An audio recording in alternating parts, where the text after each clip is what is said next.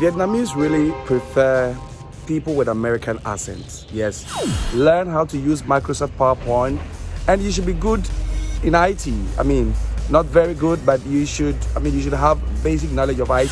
If you are temperamental, you've got to work on your temperament. Teaching in Asia, if you have very bad temper, you've got to work on it. You know this? You know the meaning of this in America? You know this? You know the meaning of this? This is an F word in America. I think kids in Asia have picked this unknowingly. I don't know whether they know or not. Kids will be doing this to you. You'll be teaching and the kid will be doing this. Yeah. You ask a question and the kid will be doing this to you. Guys, please, if you're loving my video, don't forget to hit on the subscribe button and also like, comment, and hit on the notification bell. By doing that, you are supporting me, and trust me, it doesn't take anything from you. It just motivates me to do more videos. So guys, subscribe now, like more, and hit on the notification bell. Hello guys, welcome to my channel once again. Today I'm going to talk about things that you need to know to be a teacher in Vietnam. So if you are already thinking of picking a teaching job in Vietnam, or you've already gotten a teaching job, or even you are already teaching here, you need to watch this video and know these things before you come to Vietnam. And I bet you, if you know this thing and you comply with these things, your stay here is going to be very enjoyable. So guys, don't forget to like, comment, and subscribe, and hit on that notification bell. One of the first things that you need to know as a teacher in Vietnam is that most classes are grouped into good student and poor student. And so you can get to a class and all the kids can be good.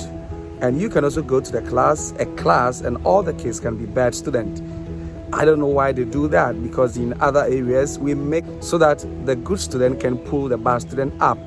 But here it's not like that. Most of the classes I've been to, especially in the public schools, we have a class where students are very bad and we have a class where students are very good. The unfortunate thing is that, for instance, when you are to have a demo with this class to show how good you are, it's going to affect you as the teacher, because kids are not going to respond because they are not very good, and they may end up saying you are not good. But that is what it is. So know that most of the classes are grouped into good students and bad students. That's the first point you need to know. Now let's move on to the second point. But guys, let me know where you are watching from, and if I'm leaving anything out, you gotta write it in the comment section. Don't also forget to subscribe. Let's go to the second point. You need to speak slowly. And a lot of people here cannot speak or understand English. Few people can learn and understand English. And if you go to the village areas, the story is a completely different thing. It's going to be difficult speaking English. And so when teaching kids, you should learn how to slow down, take the words one after the other. Else, you come here and you speak to people, nobody will hear or understand you, and you have a problem. Imagine if you are teaching and the kids cannot hear you, because one, they are now learning English, two, you are speaking very fast. So guys, the next point I would like you to know is that Vietnamese really prefer people with American accent. They love people with American accent. And so if you can speak like an American, or if you're an American, then voila for you. So people with natural British accent are also welcome. In fact, if you can speak like the Brits, you are also welcome. However, in the international schools and the private schools, most of them, they describe people, or let's say non-natives with American accent, as good. But if you can speak like a Brit, sometimes it's a bit of a problem. I'm not saying they don't like or they don't accept the British way, because obviously we all speak like the British way because we're colonized by Britain, and most Africans do that. But then if you can speak like an American, I'm just telling you that it's a plus. However, if you also speak like a Brit, it's also okay. But I just, by way of information, I wanted you to know. The next point is you've got to learn how to use these softwares. Microsoft PowerPoint and Excel, especially PowerPoint. So most of the things we learn or we teach using PowerPoint presentation. So even when you've got certain items, you still have to put them in PowerPoint, and you have to, know how to show the kids. So with videos, with pictures, even sometimes there are textbooks. So you want to teach something using the textbook, what you got to do is you have to, put it in PowerPoint and teach the kids. So using PowerPoint here is very essential, same as using Excel. Microsoft Excel, we also use that in preparing a lot of stuff that we use. So learn how to use Microsoft PowerPoint, and you should be good in IT. I mean, not very good, but you should have basic knowledge of IT. Most of the things is computer work. Every school is fitted with a software, with a projector or a TV. So all you need to do is you have to have the stuff on your laptop, connect it to the PowerPoint or the TV, and start teaching the kids. Trust you with me, everything is practical here. Here it's not about reading or reading notes. Way back there, we give notes to kids, they copy the whole day. We can spend the entire day just copying notes. Here it's not like that. It's nothing about notes. Kids should know what you are talking about, physically or practically, or you show them on the internet via the YouTube or whatever. So learn that, how to use your YouTube, and you'll be successful here. So guys, I know you are enjoying my video. Please hit on the subscription button just below you and hit on the notification bell, and also like, comment and subscribe. Let me know where you are watching me from. Don't forget, it inspires me to do more. It doesn't take anything from you, it only inspires me to do more. So subscribe now. Let's go. The next thing you need to know to be a teacher here is that you need to know how to use YouTube very well. In fact, internet is virtually free here, and so there is free internet here. But most of the teaching we do here is based on YouTube. I remember my first class I had never heard before, but I searched on YouTube and I did it successfully. So you need to know how to use the YouTube. All you got to do is you got to learn. And if you are temperamental, you've got to work on the temperament. Teaching in Asia, if you have very bad temper, you've got to work on it, because it's going to cost you. This is because most of the kids here are very naughty. Kids here are very stubborn. Kids here, they are very difficult to control. Very difficult. Plus the fact that there is a language barrier. So sometimes when you get angry and you want to, like an African child or else a European child, when a child misbehaves, hey, you got to stop that. The child is going to stop. But here it's not like that. Kids here are extremely difficult, and so you will need some method to always control these kids. You need to learn, and that's why you need to take the TEFL course, teaching English as the first language, or teaching English to students of other languages. That's why you need to learn this, because you need to have strategies to control these kids. I'm always available. You can consult me, and I'll be just ready to assist you. You can pick up my number there or my email there. You can contact me, and I'm ready to assist you anytime. So you need to have strategies. So there are a lot of strategies to control these kids. For instance, when teaching, you put them into groups. There's always a group challenge, and so when somebody misbehaves, you then take a point from them. That means a lot to them. That means a lot to them. And there are other strategies that you can use, like the call and response. I'll try to make a separate video on how to control these kids, and so they are very difficult. So you need to know that, and take note that we do not abuse these kids.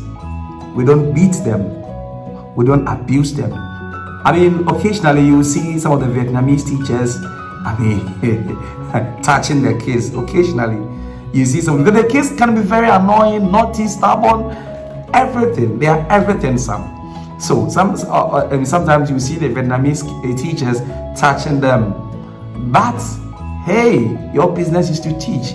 You have no business touching a kid. No business. Don't think of touching the kid. And the kid can be so annoying. I remember just 2 days ago, a child just hits me. Just hit me in front like this. Yeah, I was just walking, just hit on my man, just hits me like that. And oh my God, I couldn't, man. All I could do was to scream on her. That was all that I could do, man. And sometimes they'll be hitting your butt. Some of the kids will be hitting your butt. You'll be walking and they'll be hitting your butt. You see them, you are not supposed to beat them, Yeah, and so you've got to work on your temperament very well before you come here. If you think you've got a bad temperament, it's better you don't come here, because you're going to have a lot of issues. You're going to have a lot of problems. Yeah, so working on your temperament is the next one. And the next one is, almost every class has got a TA. A TA is a teaching assistant, because this kid sometimes needs a straight instruction. They need to get this, and so you have Vietnamese teachers. And like I said, kids are very naughty, stubborn, and so Vietnamese teachers, they are there to control them. Be hard on them so that they can learn English. And so you have the TAs. Now you have to treat your TAs very well. We've had records of teachers who don't treat their TAs well, because when you begin to teach, you get to know about the TA. Sometimes you think, okay, fine, you are the teacher, he or she is the TA, and so blah, blah, blah, blah. But the fact of the matter is, you need to cooperate with these TAs. You need to, because these are the TAs who can recommend you. Don't forget, your headmaster, the principal, can hear what you are teaching. They can hear what you are teaching. Most of them can't speak English at all. And so they rely on the TA to give them information they need. So if the TA goes to tell them that, oh, the teacher is not good, oh, the teacher cannot speak well, the teacher has bad temperament, or what, you are going to be in trouble. So you've got to respect your TA, you've got to cooperate with your TA, and you've got to, don't shame them in front of the kids. I'm saying this because sometimes, certain things you'll be teaching, and it's difficult explaining to them in English. And so your TA needs to come in and explain to them in Vietnamese using English. And so they will try to mention the English words, but you realize their pronunciation may not be like it should be. And I've seen an instance where a teacher came and said, no, it's not that. No, you don't do that. You don't shame the TAs in front of the kids. The TA is there to help you. You're also there to help the TA. And so you should cooperate. You should work hand in hand so that you don't have any issues with your TAs. Okay, so the next thing I would like to talk about is how to prevent sore throat. So because we talk a lot because we teach a lot, we move from this class to that class. Sometimes you can teach after the whole day, go in the afternoon, and you have to go for another extra classes. We talk a lot, and so one thing you should learn how to do is always drinking hot water. It's very important.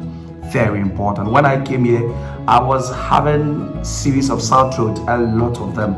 I was having a whole lot of, until I got to realize that the secret is just hot water. So you always have to get a hot water. So since then, I bought my water bottle, and I always have my water bottle with me.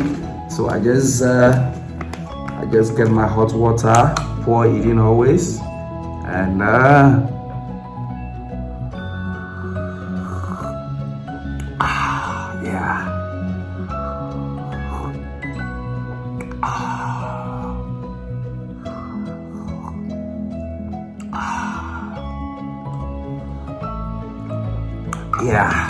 so always having hot water, so always having hot water. It is what it is, man.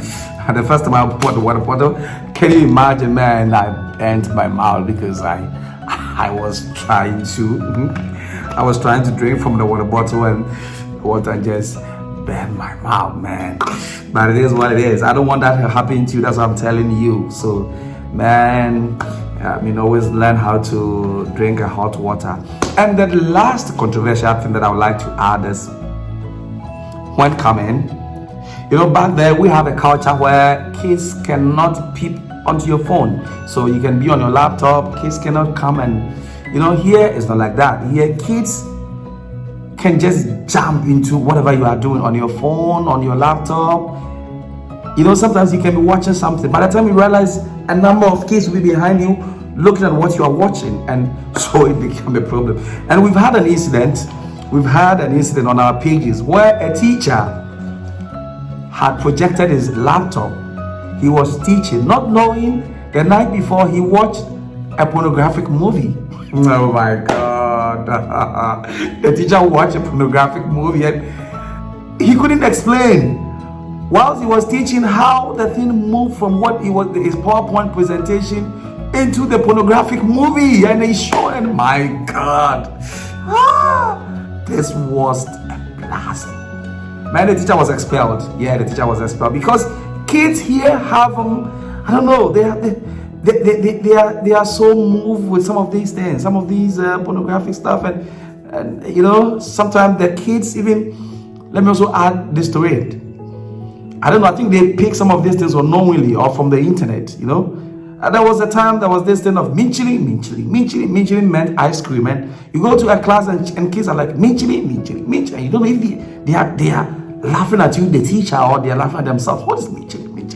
Later we came to realize it's ice cream, and now I think it's left the system. Now what has come into the system is, you know this, you know the meaning of this in America. You know this, you know the meaning of this. This is an F word in America. I think kids in Asia, Vietnam especially, have picked this unknowingly. I don't know whether they know or not. Kids will be doing this to you. You'll be teaching and a kid will be doing this. Yeah. You ask a question and a kid will be doing this to you. And my brother, I have a brother, he told me he asked students to mention words that start with, I think, F. Yeah. Can you imagine? The kid said, fuck.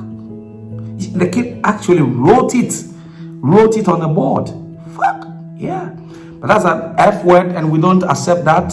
Back there are a lot of our kids, most of our kids are disciplined, and here too most of the kids are disciplined. However, there are a lot of recalcitrant students and some students who may have picked these words unknowingly. They have no idea, they don't know what it really means. Some of them don't know it's an insult, but they've picked it unknowingly, and they are doing it everywhere. Teacher, you can be teaching and the kid will be doing this to you. You know, last night it was done to me. I wanted to hit this kid, and I remember, no, don't do that. Yeah, so be careful, work on your temperament. Don't take things personal here. If you want to teach here, don't forget you are here for a business. You are here to teach, execute English lessons to these kids, and go your way. So don't take things personal. Don't get stressed. And when you enter a class, and always focus on good students, because a class can have some students who can disturb a lot. I'll make a video on how to control a class, so that will come in there. So guys, don't forget to subscribe and follow, because I've got a lot of good things for you. And when you WhatsApp me, I've designed a simple questionnaire for you. It helps me go straight to the point. Thank you guys. Don't forget to like, comment, and subscribe. I love you guys, and I hope to see you in Vietnam very soon. It's a wrap for today.